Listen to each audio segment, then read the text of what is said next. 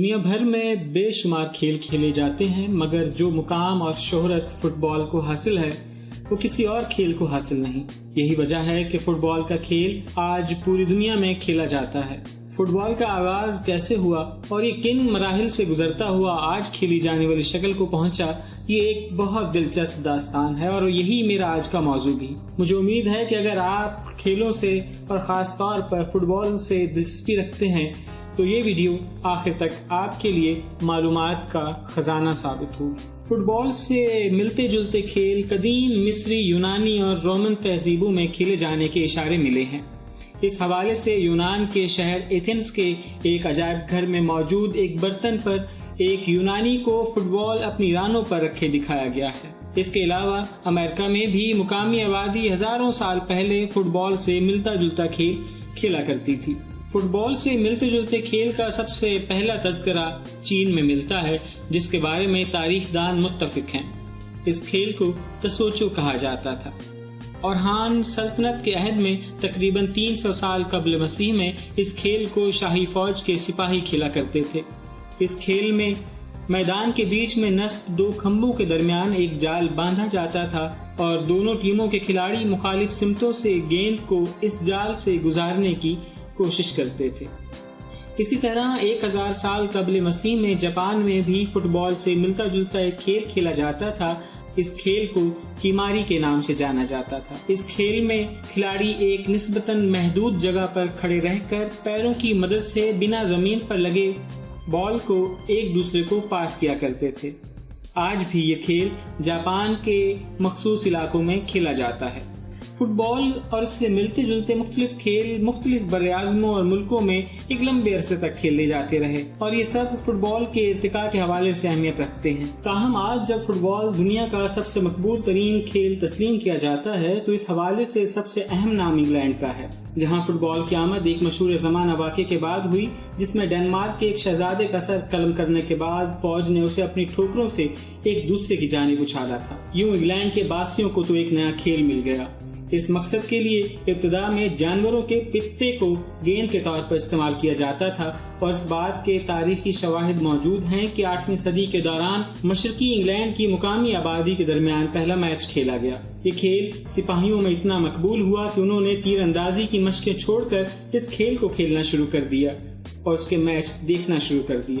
اس وقت جب اس کھیل کو کھیلنے کے دوران بہت شور و غل ہونے لگا اور اس کی شکایتیں جب شاہی دربار تک پہنچیں تو ان شکایتوں اور اس بنا پر کہ سپاہی اس کھیل کی وجہ سے تیر اندازی کی مشقوں میں حصہ لینے سے کترانے لگے تھے، اس کھیل پر بادشاہ کی جانب سے 14ویں صدی میں پہلی بار پابندی عائد کر دی گئی اور اس کھیل کو کھیلنا قابل سزا جرم ٹھہرا دیا گیا۔ یہ پابندی تقریباً 200 سالوں تک برقرار رہی، لیکن اس کھیل پر پابندی اور اس کھیل میں وحشی پن اور تشدد کے بے شمار واقعات کے باوجود اس کھیل کی مقبولیت ختم نہ ہو سکی اور یہاں تک کہ سن 1605 عیسوی میں دوبارہ قانونی طور پر اس کھیل کو کھیلنے کی اجازت دے دی گئی۔ فٹ بال کے حوالے سے قواعد و ضوابط بنانے کا سب سے پہلا سہرا ایلٹن کالج انگلینڈ کو جاتا ہے، جہاں 1815 میں پہلی بار فٹ بال کے لیے قوانین بنائے گئے۔ امریکہ میں شمال مشرقی یونیورسٹیوں، اس کے علاوہ ہارورڈ، پرسٹن، امرسٹ اور براؤن کالجوں کے درمیان 1820 میں فٹ بال کے مقابلے ہونا شروع ہو گئے تھے۔ انگلینڈ کی کیمبرج یونیورسٹی میں فٹ بال کھیلنے کے قوانین پر 1848 میں نظر ثانی کی گئی اور انہیں کیمبرج رولز کے نام سے جانا جاتا ہے۔ انگلینڈ کے تمام اسکولوں، کالجوں اور یونیورسٹیوں نے ان نظر ثانی شدہ قواعد و ضوابط کے مطابق اس کھیل کو کھیلنے پر اتفاق کیا۔ تعلیمی اداروں اور اس میں کھیل کو رائج کرنے کے حوالے سے ایک کردار کا ذکر نہ کرنا زیادتی ہوگا اور یہ کردار یا شخصیت تھے رچرڈ ملکاسٹر، جو کہ 17ویں صدی کے دوران لندن کے 2 مشہور اسکولوں مرچنٹ ٹیلرز اور سینٹ پال کے سربراہ تھے۔ وہ پہلے شخص تھے جنہوں نے اس کھیل کو کھیلنا، طالب علموں کے اندر اسپورٹس مین اسپرٹ جگانے، ان کی صحت بہتر بنانے، ٹیم ورک پیدا کرنے اور دیگر حوالوں سے اس کو مفید جانا اور اس کو باقاعدہ غیر نصابی سرگرمیوں کا حصہ بنا دیا۔ شاید یہی وجہ ہے کہ آج بھی انگلینڈ کے اسکولوں اور تعلیمی اداروں میں فٹ بال کو غیر نصابی سرگرمیوں میں ایک ممتاز مقام حاصل ہے۔ عام خیالات کے برعکس 19ویں صدی تک فٹ بال صرف امراء میں مقبول تھا اور اسی وجہ سے فٹ بال کے قوانین کے حوالے سے ہمیشہ بڑے تعلیمی اداروں کے نام سامنے آتے ہیں۔ انگلینڈ کی ورکنگ کلاس میں اس کھیل کی مقبولیت 19ویں صدی کے اواخر میں بڑھی اور پھر وقت کے ساتھ ساتھ نہ صرف انگلینڈ بلکہ دنیا بھر میں اس کی مقبولیت میں اضافہ ہوتا چلا گیا۔ 19ویں صدی میں فٹ بال کی بڑھتی ہوئی مقبولیت کے دور میں فٹ بال کھیلنے کے طریقوں اور ضابطوں کے حوالے سے مختلف اسکولوں اور کالجوں کے درمیان اختلافات سامنے آنا شروع ہو گئے۔ یاد رہے کہ اس زمانے میں زیادہ تر تعلیمی ادارے کھیلنے کے لیے دستیاب میدانوں کی مناسبت سے فٹ بال کھیلنے کے لیے قوانین بناتے تھے۔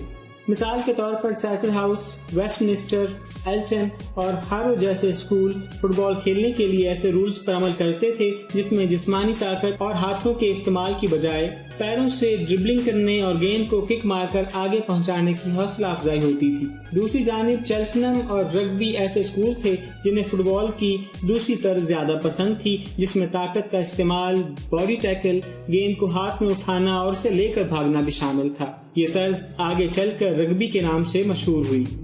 اسکولوں اور دیگر تعلیمی اداروں نے فٹ بال کو ان دو طریقوں سے کھیلنا جاری رکھا۔ وقت کے ساتھ ساتھ انگلینڈ کے مختلف شہروں میں ورکنگ کلاس میں بھی یہ کھیل مقبول ہونا شروع ہو چکا تھا اور 18ویں صدی کے دوران اس کے مختلف کلبز بننا شروع ہو چکے تھے۔ اب بھی کھیل کے دوران گیند کو ہاتھ لگانا منع نہیں تھا اور نہ ہی ایک دوسرے کو لاتے مارنا۔ مختلف کلبز اور تعلیمی ادارے اپنی ترجیحات کے حساب سے اپنے پسندیدہ ضابطے اور قواعد کی مناسبت سے فٹ بال کھیلا کرتے تھے۔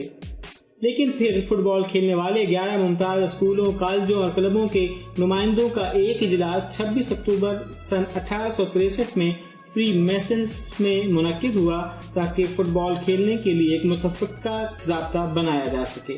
یہ بات شاید حیران کن ہو کہ اس اجلاس کا کوئی نتیجہ نہیں نکلا اور کسی متفقہ فیصلے پر پہنچنے کے لیے اگلے 3 ماہ کے دوران 8 اجلاس ہوئے۔ اسی دوران رگبی رولز کے حامیوں نے اس اجلاس سے واک آؤٹ کر دیا اور بالآخر دسمبر 1863 کو ایسوسی ایشن فٹ بال کا قیام عمل میں آیا اور اسی روز پہلی بار فٹ بال کھیلنے کے لیے جامع قواعد و ضوابط شائع کیے گئے۔ ان قوانین کو بنانے کے فوری بعد ان رولز کے مطابق پہلا فٹ بال میچ 19 دسمبر سن 1863 کو لندن میں بارنز فٹ بال کلب اور رچمنڈ فٹ بال کلب کے درمیان کھیلا گیا، جس میں اس وقت کے چوٹی کے کھلاڑیوں نے حصہ لیا۔ تاہم یہ میچ بنا کسی گول کے برابری پر ختم ہوا۔ اس تنظیم اور فٹ بال کھیلنے کے متفقہ قانون کی تشکیل کے بعد فٹ بال کی ترقی کا سفر تو جیسے بجلی کی تیزی سے طے ہونا شروع ہو گیا۔ اس وقت تک برطانوی سیلرز، تاجروں اور سپاہیوں کی وجہ سے فٹ بال کی پہنچ بہت سے ملکوں تک ہو چکی تھی اور خاص طور پر بہت سے یورپی ملکوں میں تو ایف اے طرز کی تنظیمیں اور فٹ بال کھیلنے والے کلبز تیزی سے سامنے آنا شروع ہو گئے تھے۔ فٹ بال کھیلنے کے لیے بنائے جانے والے 1863 کے رولز کے بارے میں بھی میں آپ کو چند دلچسپ حقائق بتاتا چلوں، اور ان میں سب سے اہم یہ کہ ان رولز کے مطابق ہینڈلنگ یعنی گیند کو ہاتھ لگانا یا اسے پکڑنے کی اجازت تھی۔ تاہم اسی صورت میں ممکن تھا کہ کھلاڑی اچھلی ہوئی گیند کو کیچ کر لے اور پھر اسے اس کے بدلے فری کک مل جاتی تھی۔ سن 1869 میں قوانین میں ترمیم کے ساتھ ہی ہینڈلنگ کو کھیل میں ممنوع قرار دے دیا گیا۔ ان رولز میں 2 گول پوسٹوں کے اوپر باڑ لگانے کا بھی کوئی ذکر موجود نہیں۔ اسی طرح یہ بات شاید بہت کم لوگوں کے علم میں ہو کہ ان قوانین میں ریفری کا کوئی ذکر تک نہیں۔ اس حوالے سے یہ دلیل سامنے آتی ہے کہ شرفاء سے کسی فاؤل کی توقع نہیں کی جا سکتی تھی، لہذا شریف لوگ اسے بنا کسی جج یا ریفری کے کھیلتے تھے۔ 2 ٹیموں کے درمیان میچ میں ریفری کی موجودگی کی شروعات سن 1891 سے ہوئی۔ قوانین بنانے کے چند سال بعد 1872 میں فٹ بال کے حوالے سے دنیا کے سب سے پہلے ٹورنامنٹ یعنی ایف اے کپ کا آغاز ہوا، جبکہ اس وقت تک انگلینڈ میں ایف اے سے جڑے کلبز کی تعداد 50 تک پہنچ چکی تھی، اور پھر 1888 میں باقاعدہ لیگ چیمپئن شپ کا آغاز ہوا۔ فٹ بال کھیلنے کے دوران استعمال ہونے والی زیادہ تر اصطلاحات فوج سے لی گئی ہیں۔ اسی وجہ سے گول کرنے والے کو اٹیکر، گول سے بچانے والے کو ڈیفینڈر کھلاڑی کہا جاتا ہے، اور اسی طرح بیک لائن، ونگز اور اٹیک کی اصطلاحات بھی فوج سے لی گئی ہیں۔ ایک اور دلچسپ امر یہ ہے کہ پہلے پہل کارنر کک مارتے وقت یہ بات ضروری نہیں تھی کہ کھلاڑی کونے سے گیند کو کک مارے، बल्कि बहुत से ऐसे वाकयात भी हुए हैं जिनमें खिलाड़ियों ने कॉर्नर स्पॉट से गेंद को ड्रिबल करते हुए गोल के करीब पहुंचकर ऐसी जगह से गेंद पर किक लगाए कि गोल करना मुमकिन हो सके। 1913 में कवायद में होने वाली तब्दीली के बाद ये सिलसिला खत्म हुआ। एक और दिलचस्प अमर ये भी है कि 1927 से पहले तक फ्री किक के जरिए गोल करना मुमकिन नहीं था, क्योंकि उस वक्त के कानून के मुताबिक फ्री किक से मारी गई गेंद अगर गोल में चली भी जाती तो उसे गोल तस्लीम नहीं किया जाता था। फुटबॉल की मकबूलियत और मैचों में तमाशाइयों की बढ़ती हुई तादाद को देखते हुए क्लब्स ने प्रोफेशनल खिलाड़ियों को मुआवजे के एवज अपने क्लब्स में खिलाना शुरू कर दिया। इस सिलसिले का आगाज उस वक्त हुआ जब एक निस्बतन छोटे से क्लब डार्बन ने उस जमाने की नाकाबिले तस्खीर टीम ओल्ड एटोनेंस को मुसलसल 2 मैचों तक जीत से दूर रखा। कहा जाता है कि डार्बन क्लब ने इस मकसद के लिए 2 खिलाड़ियों को अपनी टीम में खिलाया था, जिनकी महारत और तेजी की वजह से उन दोनों मैचों में हरीफ टीम मुकाबला जीतने में नाकाम रही थी। डार्बन क्लब्स के इन 2 खिलाड़ियों के नाम थे स्कॉट्स जॉन और फर्गस सुटर, और यही दोनों दुनिया के पहले प्रोफेशनल फुटबॉलर भी कहलाते हैं।